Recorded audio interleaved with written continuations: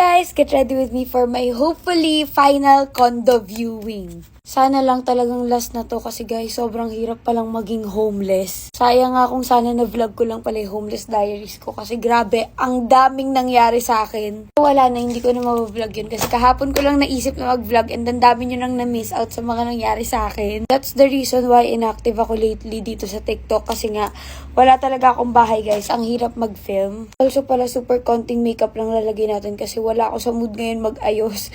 Kita nyo naman. Gusto ko lang magkaroon ng kulay and presentable kasi super stressed and busy talaga ako lately guys sa pag-ayos ng condo. Tapos may mga deadlines pa ako. So, ayan ang face. Hindi na giving. Charis. Also pala if nagtataka kayo, nasan ako ngayon kasi iba yung background.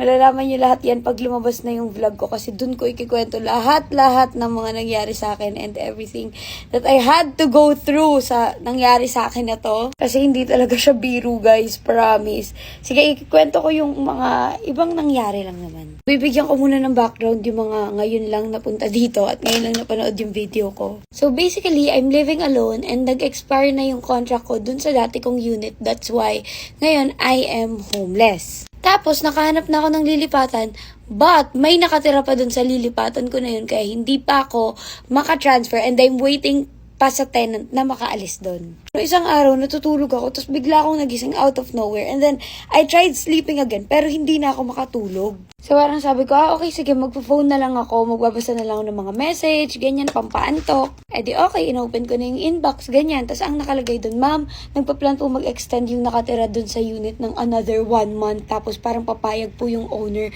na mag-extend siya ng 1 buwan. So parang ako, ha?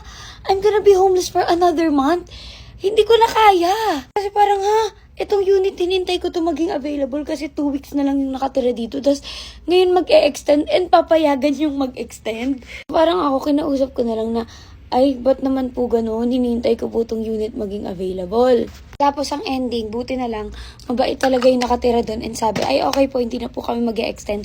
Yung tenant na mismo yung nag-adjust. So ayun, isa lang naman yun sa mga napakaraming nangyari sa akin dito sa pagiging homeless ko. And now, doon ako pupunta sa future unit ko, which is magsusukat lang ako and titignan ko kung ano pa mga pwede kong mabili sa unit like rug.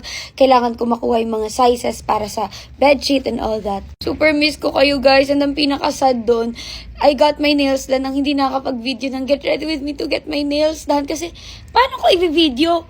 Wala nga akong bahay. Talaga enough yung 3 minutes para mag-catch up sa inyo and malaman nyo lahat ng mga nangyari sa akin. So, pag-usapan natin yan sa vlog ko or sa mga next chika get ready with me ko. But now, I have to go and here's the final look. Miss you guys. Bye!